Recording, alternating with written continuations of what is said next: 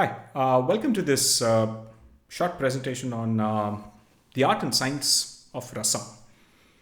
Rasam is a South Indian soup. Um, I guess it's called soup in the Western sense of the word, in that it can be drunk as a soup, although quite regularly it is eaten with rice as almost like a thin gravy. It is a mildly flavored soup, if you will, and this is a presentation that I am making after a lengthy chat with my grand aunt Saraswathi Sankaranarayanan, who is a fantastic cook, and more importantly, someone who uh, thinks in the meta sense of patterns in how you think about recipes as opposed to just simply memorizing recipes themselves. So I thought it's an interesting thing to share with all of you. So, to start with, she essentially described the rasam as being made up of several layers of flavors. Um, so it starts off with what I call a stock one. Uh, Most cases, this is water, and we'll see what each of these different stocks and the flavorings are. So there's a stock, then there's a flavoring, then there is an acid. Typically for rasam, this is tamarind extract. Usually, no other acid works. This is pretty much the acid that defines rasam, if you will, right? So this is, and then you have an optional stock too. We will see what that is, and some additional optional flavorings, and finally a tempering. So this is a, if you will, a standard algorithm for making a rasam. Now let's take a very dead simple example of a rasam that she spoke about from her childhood. This is something that her mother used to make. And this is essentially the simplest rasam you can think of, right? So it's just water for stock one. And in water, you're going to add a wet grind or mortar pestle based paste of tur dal, jeera, pepper, curry leaves, red chilies, and salt. Salt acts as an abrasive, so it sort of breaks down the other ingredients as well. A very rough sort of paste, and then you add it to the water, and along with that you add tamarind extract, and then you cook. You cook till it comes to a boil, and the raw smell of tamarind has gone away, and then you add stock two, which in this case is just water. Right?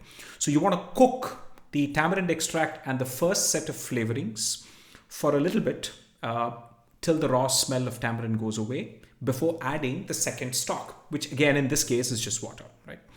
And then after that, you just flavor it with coriander and curry leaves, which again, flavoring two is something that you add at the very end, right? Not something that you add up front, you add at the very end. And then finally, you temper with mustard and jeera in some kind of oil, right? So if you use ghee, it will be quite delicious. You could use sesame oil. You could use coconut oil to lend a very Kerala sort of flavor as well, right? So this is in some sense the basic rasam. And notice how this does not have tomatoes because, tomatoes are relatively new to the Indian subcontinent, right? And so this is clearly an older recipe, and it clearly relies more on a mortar and pestle based approach and not a mixie based approach. By all means, if you don't have a mortar and pestle, just go ahead and grind it with a little bit of water in a mixie, and you should be able to make this basic rasam, right? So now let's really see how this pattern stacks up as you get more and more sophisticated. Now let's look at possibly one of the most common kinds of rasams, the tomato rasam, if you will. In this case, again, you start with a basic stock, which in this case is just plain water. And into which you add tomatoes, green chilies, ginger, salt, asafoetida, rasam, and sambar powder. Again, you could add garlic at this stage, or you could add garlic at the final stage as well, and we'll see why and in what situation you would make that determination, right? So in this case, you add the tamarind extract, and you essentially cook this till the raw smell of tamarind goes away. And then for stock two, in this case, you add the water in which you cook your lentils. right? So normally what people would do is use the actual lentils themselves when making sambar and use the water, excess water in which the lentils were cooked for the rasam, right? So it adds a little bit of more depth of flavor. And then finally, you can add coriander, curry leaves, and temper with mustard and jeera. Then again, none of these are hard and fast rules. You can add more things to your tempering if you want. You can add more curry leaves if you want the flavor of the curry leaves to be predominant. You can do that too. You can add other things in your tempering. You could add chilies in your tempering if you like a little bit more heat added towards the end and so on. So this is, as I said, the general formula, if you will, for making different kinds of rasams. And here again, some small little interesting quirks. If you chop the tomatoes, you will get a milder flavor as opposed to if you crush the tomatoes, or if you blanch the tomatoes and crush them before adding it to the water, you get a stronger tomato flavor as well, right? So then again, it's a aesthetic choice in terms of how you want these flavors to balance themselves, right? So this is a simple tomato rasam. Now let's take a third example of something slightly more interesting, which is lemon rasam. You can do this exactly the same, except that you would add lime juice as part of flavoring too, right? So you start with water, you add your tomatoes, green chilies, ginger, salt, asafoetida, rasam or sambar powder. And let's talk a little bit about rasam and sambar powder, right? So the difference between rasam and sambar powder is essentially that rasam powder tends to have pepper and jeera, whereas sambar powder usually does not. Then again, it's an aesthetic choice that everyone makes.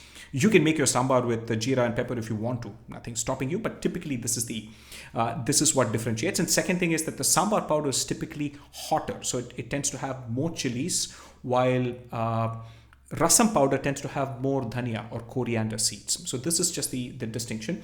If you do not have rasam powder, you can simply use sambar powder and additionally add jeera and pepper either during the tempering, or you could actually crush it into a powder and add it as part of flavoring too, right?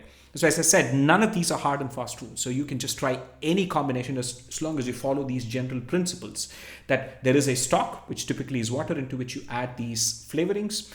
You add your tamarind extract, you bring it to a boil, and then you add a second level of stock, could be dal water or just plain water.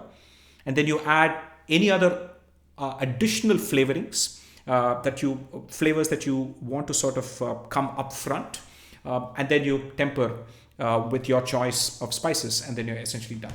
So in the case of lemon rasam, you are adding lime juice at the very end.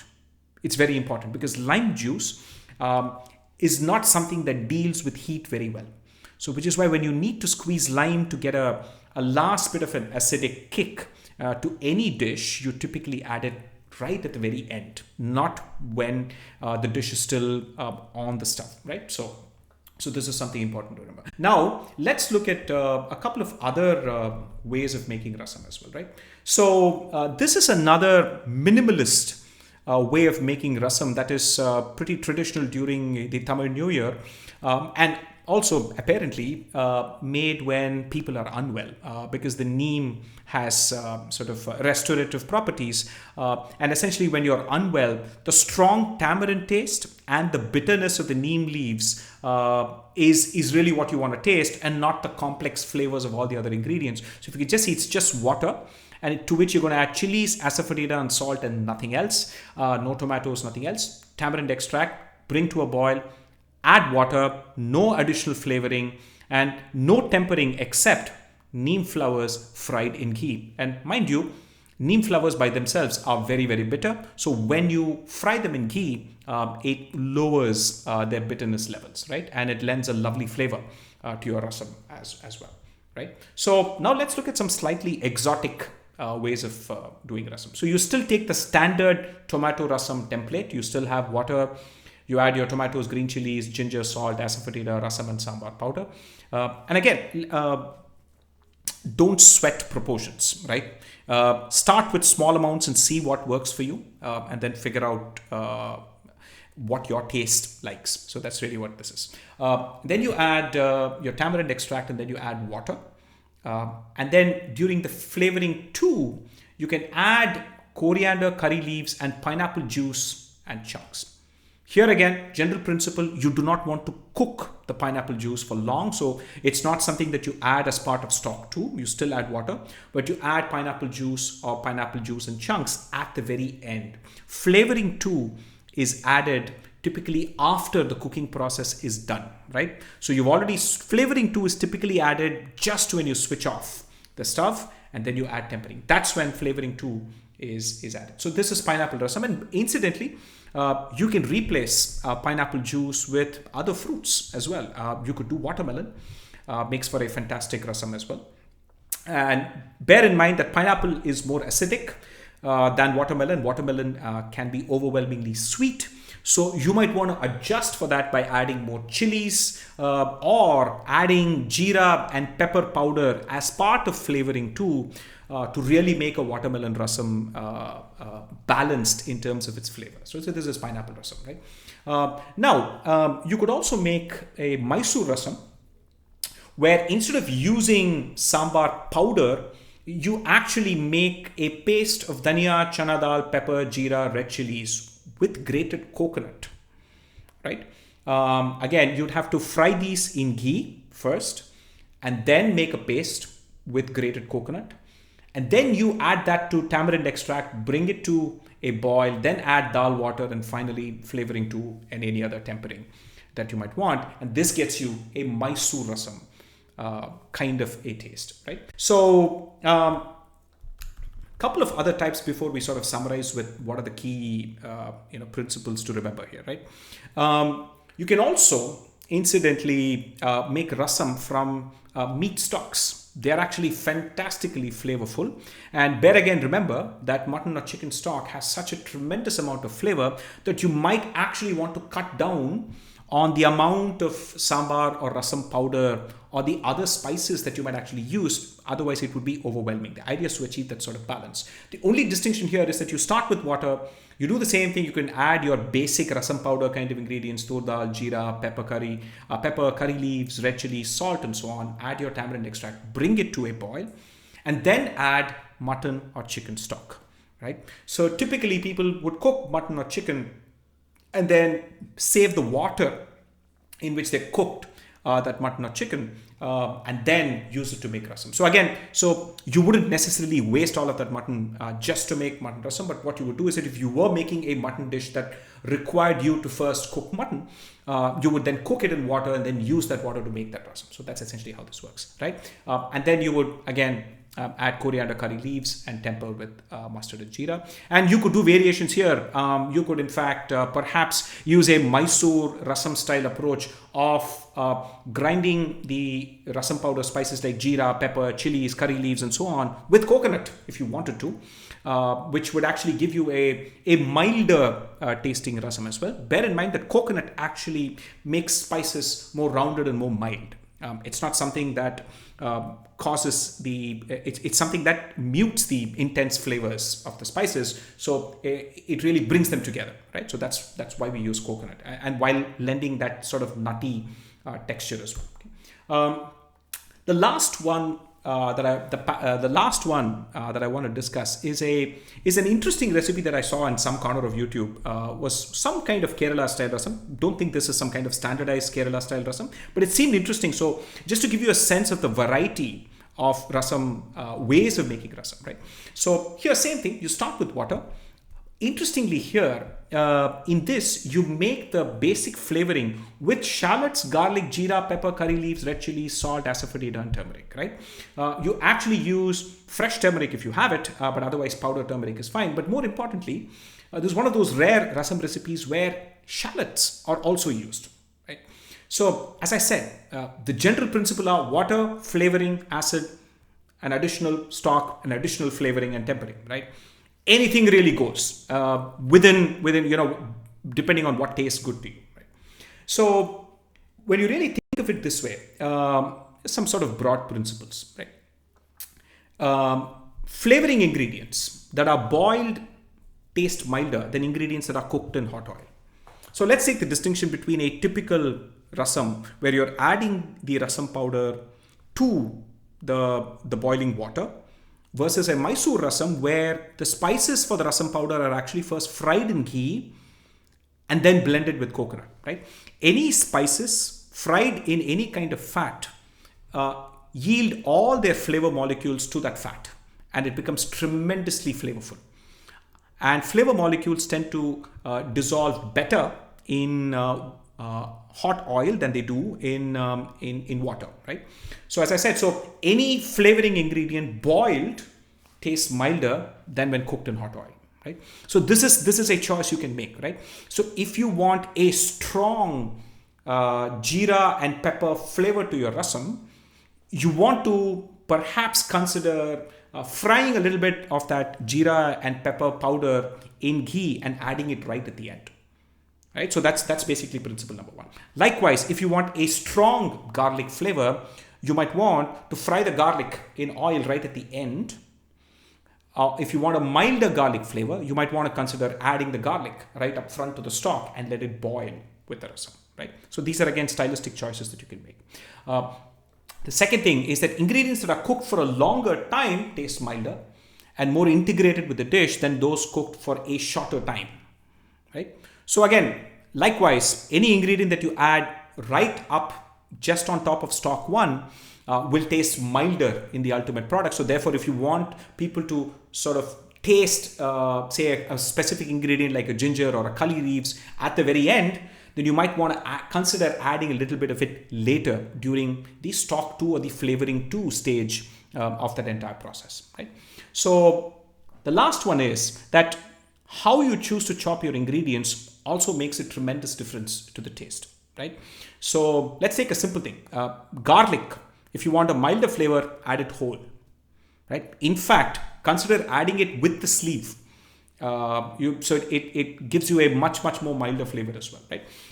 Second thing is that chopped ingredients will give you a little bit more flavor compared to minced, and ultimately grated or mashed ingredients give you the most amount of flavor, right? So typically the general principle is that more the mechanical damage to the cells, the more the flavor molecules out of that ingredient, right? So that's the general principle, right? So again, this is again a stylistic choice. Remember that when you're making a rasam, you're not aiming at ultra high intensity of flavor.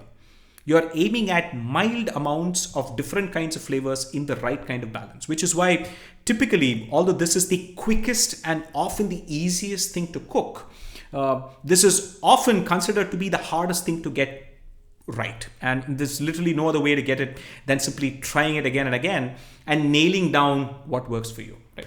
So a few other general tips, right? So you could make a powder of equal parts jeera and pepper and keep it as a magic rasam enhancement mix, right? So you could take any rasam that doesn't taste very nice and you can just add this powder and it will improve it, right? You want a stronger flavor, you could perhaps lightly sort of add this to hot ghee and add it almost like tempering as well, right? So this is basically the magic rasam powder, which is equal parts jeera and pepper, right? The second tip is that when you're actually cooking the stock, consider adding coriander stalks and roots. Remember that rasam is one of those things, because it's a thin sort of a sauce or a thin kind of gravy, people can remove ingredients that they don't want to eat. Many people do not want to eat the chilies or the curry leaves or the dried husks of the other spices that you might add. It's easier to, take them out than if it was in a thick, darker gravy. This is a lot more translucent, so you can easily remove things that you do not want to eat. So therefore, it means that you can add more flavoring ingredients because people can always remove it, right? Coriander stalks and coriander roots have a tremendous amount of flavor, right? So do not throw away coriander roots at all. As soon as you buy your bunch of coriander, remove the roots, freeze them, and use a couple of roots in your rasam stock, and it will taste fantastic, right? Third thing is, any ingredient you can typically use directly in their skins, right? Garlic, for example, just use it in its papery sleeve. The papery sleeve actually has a good amount of flavor and actually a fair amount of nutrition as well. So I think you could just use it directly there rather than having to chop it or having to remove or peel it, right? So again, it's a stylistic choice. If you want to chop the garlic please remove the papery sleeve and then chop it or fine mince it and so on. But if you want a milder flavor using the garlic whole, then consider leaving it in its sleeve, right?